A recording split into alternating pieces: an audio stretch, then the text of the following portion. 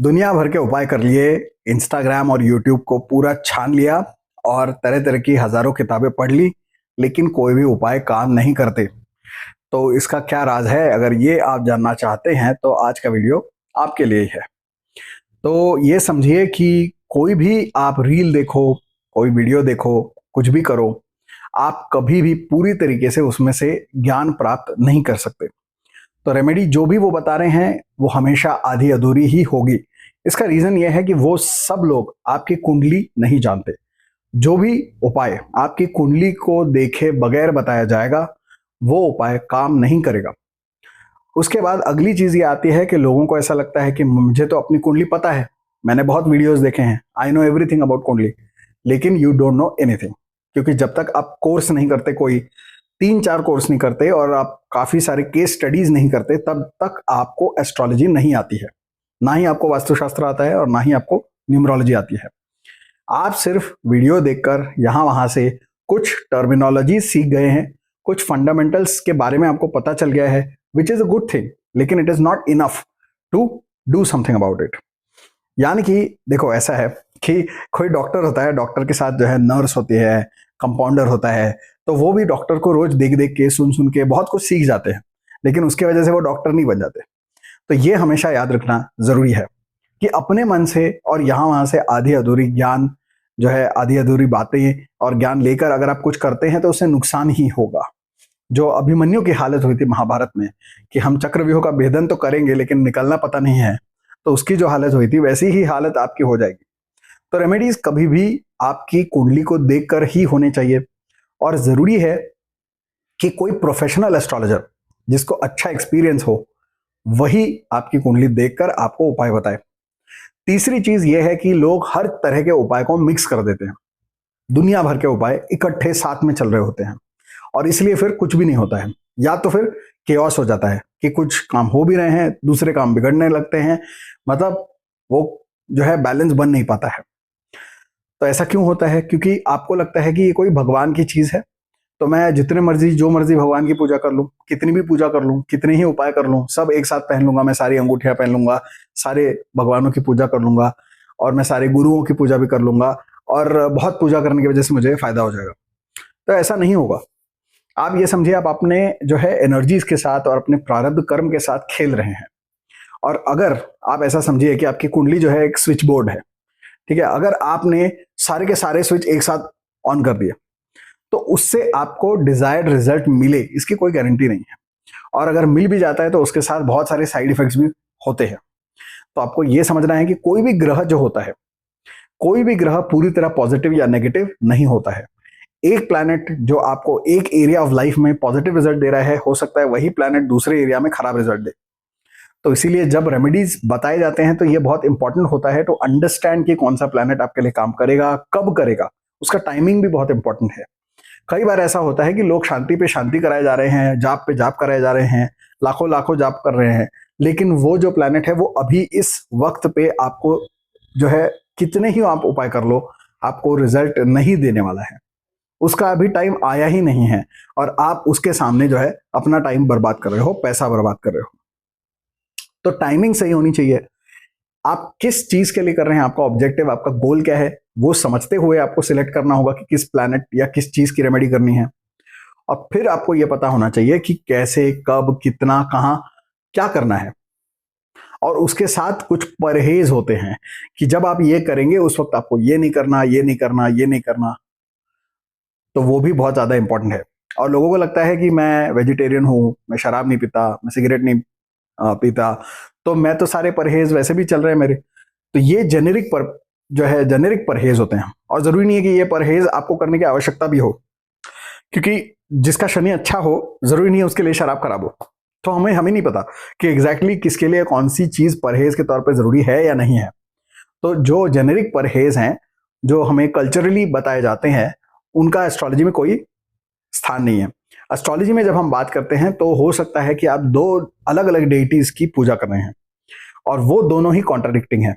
उसमें से सबसे कॉमन चीज मैं बताता हूं जो लोग करते हैं इंडिया में, वो ये होती है कि जब किसी को बोला जाता है कि आपकी शनि साढ़े साती है या शनि की महादशा है या शनि खराब है, तो लोग क्या करते हैं, लोग जाते हैं शनि जी की पूजा करते हैं, शनि महाराज के मंदिर जाएंगे, वहां पे सब चढ़ावा चढ़ाएंगे, तेल का अभिषेक कराएंगे और हनुमान जी की भी पूजा करेंगे साथ साथ में। ठीक है, हनुमान जी की भी पूजा कर रहे हैं, शनि महाराज की भी पूजा हो रही है, या तो काल भैरव की पूजा हो रही है और शनि जो है हनुमान जी की भी पूजा हो रही है। अब आप यहाँ पे क्या कर रहे हैं, हनुमान जी किसके सिंबल है? मार्स के। मार्स की शक्ति को दिखाते हैं हनुमान जी। मार्स है शनि का पूरा दुश्मन एज पर एस्ट्रोलॉजी, यानी कि कॉन्ट्राडिक्टिंग एनर्जी है। दुश्मन का मतलब कोई इंसान नहीं है वो, लेकिन एनर्जी कॉन्ट्राडिक्टिंग है। और भैरव जी हैं या शनि महाराज हैं, वो शनि को ही दर्शाते हैं। तो अब आप क्या करने हैं, अब शनि की एनर्जी को बढ़ा रहे हैं और मंगल की एनर्जी को भी बढ़ा रहे हैं, दोनों को बढ़ा रहे हैं, और दोनों कॉन्ट्राडिक्टिंग एनर्जीज हैं। मैंने ऐसे भी मंदिर देखे हैं इंडिया में जहां पर दोनों साथ साथ में बगल बगल में लगे हुए होते हैं, यहाँ हनुमान जी, यहाँ शनि महाराज, और दोनों के ऊपर जो है तेल चढ़ा के आते हैं लोग। तो बताइए क्या ही होगा जीवन का। तो आप जो है एक पेट्रोल कार ले रहे हैं और उसके अंदर पेट्रोल डीजल मिक्स करके डाल रहे हैं और फिर उसको ईवी पे चलाने की कोशिश कर रहे हैं कि ये जो है चार्जिंग पे चल जाएगी। ऐसा कैसे होगा? ये जो है आप ब्लंडर कर रहे हैं। आपको समझना होगा कि क्या मेरा मंगल पॉजिटिव है, क्या मेरा शनि पॉजिटिव है। जो पॉजिटिव है आपको उसी की पूजा आराधना करनी है, क्योंकि आप जितनी बार उस मंदिर में जाएंगे, जितनी बार उनकी आराधना करेंगे, उतना आपके कुंडली में जो शनि या मंगल है वो बलवान होता चला जाएगा।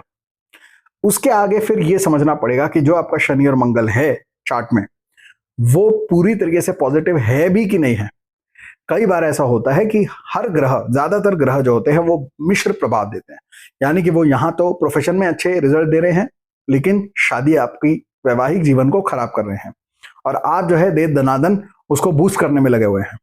इंस्टाग्राम पे रील देखते हैं, शनि महाराज बूस्ट करो, मंगल को बूस्ट करो, सबको बूस्ट कर रहे हैं, सब बूस्ट होते जा रहे हैं, और वो जो है आपके जॉब में तो बढ़िया चलेगा, लेकिन दूसरी तरफ पता चला आपका डिवोर्स भी होने वाला है, क्योंकि आपने गलत जगह पे बैठे हुए ग्रह को बूस्ट कर दिया। तो सिर्फ बूस्ट नहीं करना, पता करना होता है कि उसके अंदर एग्जैक्टली क्या क्या पोटेंशियल है उस प्लैनेट का।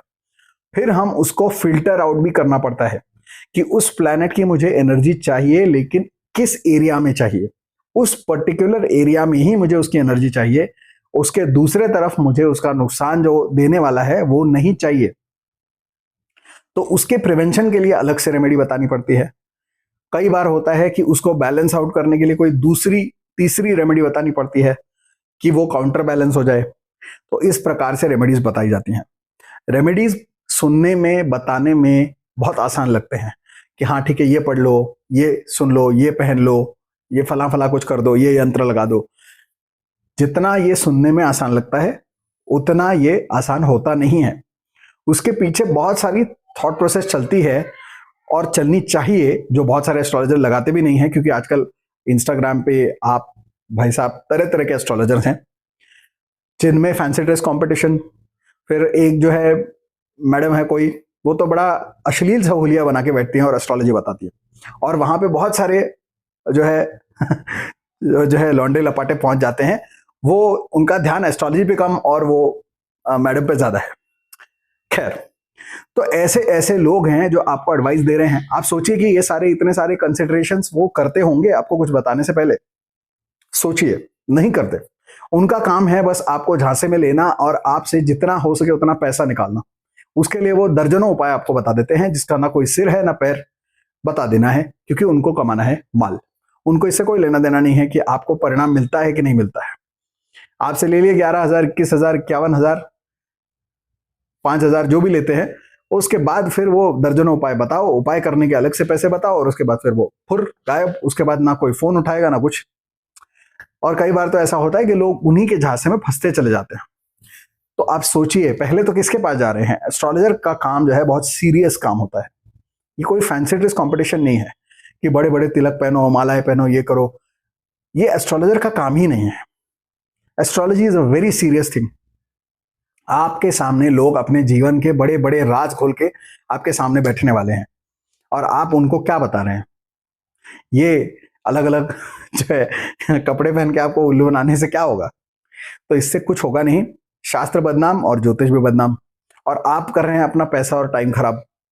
तो ये नहीं होना चाहिए। कभी भी ये जान के चलो कि कोई भी ग्रह की रेमेडी बताने के पीछे बहुत स्टेप्स है, और कोई भी एस्ट्रोलॉजर जो सीरियस है वो आपको हमेशा 2, 3, 4 अलग अलग रेमेडीज बताता है। अब इसमें अगली गलती लोग करते हैं वो ये होती है कि लोग एक रेमेडी करते हैं जो उनको पसंद आती है या जो कन्वीनियंट होती है वो कर लेते हैं लोग, लेकिन जो थोड़ी इनकन्वीनियंट है या जो उनको पसंद नहीं आती है या जिसमें थोड़ा एफर्ट मारना पड़ेगा वो चीजें लोग नहीं करते, छोड़ देते हैं। तो फिर उनको आधे अधूरे रिजल्ट ही आते हैं, जाहिर सी बात है। आप ये समझिए कि एक आपको अगर किसी डॉक्टर ने किसी बीमारी के लिए आपको 2-4 दवाइयां लिख के दी है तो क्या आप सिर्फ एक टैबलेट खाते हैं? नहीं। आपको अगर बुखार हुआ है तो किस प्रकार का बुखार हुआ है? वायरल फीवर हुआ है, बैक्टीरियल इन्फेक्शन है या कोई और वजह है, ये देखेगा डॉक्टर। उसके बाद आपको 3-4 दवाइयां देगा जिसमें से एक बुखार उतारने के लिए है, एक एंटीवायरल हो सकती है, कोई शायद हो सकता है नींद की दवा हो उसके अंदर, हमें नहीं पता। उसमें बहुत सारी चीजें होती हैं, कभी कभी बी कॉम्प्लेक्स की दवाई भी होती है उसके साथ। तो ये सब जब साथ में करते हो तो आपको फायदा होता है। जब आप एक चीज लोगे बाकी का छोड़ोगे अपनी मर्जी से तो उसमें नुकसान होगा। तो वही चीज एस्ट्रोलॉजी में भी अप्लाई होती है। जब 5 रेमेडीज बताए गए हैं तो उसका एक सर्किट है, वो पांचों इकट्ठे काम करने वाली हैं। अगर आप उसमें से एक भी छोड़ देंगे तो वो पांचों काम नहीं करने वाले, या अगर आप सिर्फ एक करेंगे तो उससे पूरा रिजल्ट कभी भी नहीं आएगा। ओके, तो I will summarize again. Number 1, बिना चार्ट देखे रेमेडी कभी नहीं करनी। नंबर 2, बहुत सारे अलग अलग रेमेडीज एक साथ कभी नहीं करने। नंबर 3, जो पॉजिटिव आपका प्लैनेट है या जो आपका ऑब्जेक्टिव है उसको समझते हुए सिर्फ उसी डेटी का या उसी उपाय का आपको जो है करना है, कैरी ऑन करना है। सारे के सारे उपाय, सारे के सारे डेटीज एक साथ अगर आप एंगेज करेंगे तो आपको फायदा नहीं होगा। और लास्टली, रेमेडीज का एक सर्किट होता है और उस सर्किट को पूरा करोगे तभी आपको फायदा होगा। एंड एक चीज जो मैंने बोली वो ये है कि every planet gives different results in different areas of life, और इसीलिए ये जरूरी है समझना कि हम जब उससे रिजल्ट निकालने की कोशिश कर रहे हैं तो उसका जो नेगेटिव इंपैक्ट है उसको हम फिल्टर आउट करें या काउंटर बैलेंस करें, तभी वो रेमेडी काम करेगी। और इसीलिए जो रेमेडियल सर्किट मैंने बोला कि 4-5 चीजें इकट्ठे होनी जरूरी है, वो सर्किट होना जरूरी है क्योंकि उसमें वो बैलेंसिंग एक्ट हो जाता है। And lastly, you need consistency. कोई भी चीज ओवरनाइट काम नहीं करेगी, नहीं करेगी, नहीं करेगी। तो इसीलिए आपको कंसिस्टेंसी के साथ उसको करते रहना होगा। हमें सारे नेगेटिव एलिमेंट्स को हटाना है लाइफ से। उसके बाद जो रेमेडीज हैं उनको एक्यूरेटली हमको फाइंड आउट करके उनको करना है, कंसिस्टेंटली करते रहना है। और उनके जो साइड इफेक्ट्स हैं उनको भी काउंटर बैलेंस करने के लिए हमें सोचना पड़ेगा। और ये सारी चीजें आपको यूट्यूब और इंस्टा पे पूरी तरीके से पता नहीं चल सकती। तो अगर आपका प्रॉब्लम जो है लो, मीडियम, हाई, 3 कैटेगरीज हैं। लो कैटेगरी का अगर प्रॉब्लम है, थोड़ा मीडियम, लोअर मीडियम कैटेगरी का प्रॉब्लम है, तो आप यूट्यूब और इंस्टाग्राम से कोई उपाय करके देख सकते हैं, दैट इज फाइन।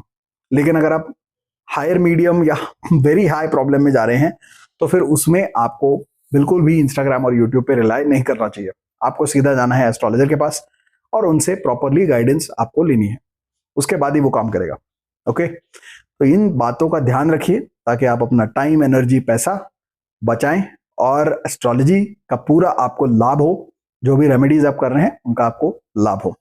उम्मीद है कि आप इन चीजों का ध्यान रखेंगे और अपने जीवन को आगे लेकर जाएंगे। ऐसे ही वीडियोस को देखते रहिए, मेरे चैनल को सब्सक्राइब करिए, लाइक करिए इस वीडियो को और ज्यादा से ज्यादा शेयर करिए। Thank you and have a very nice day.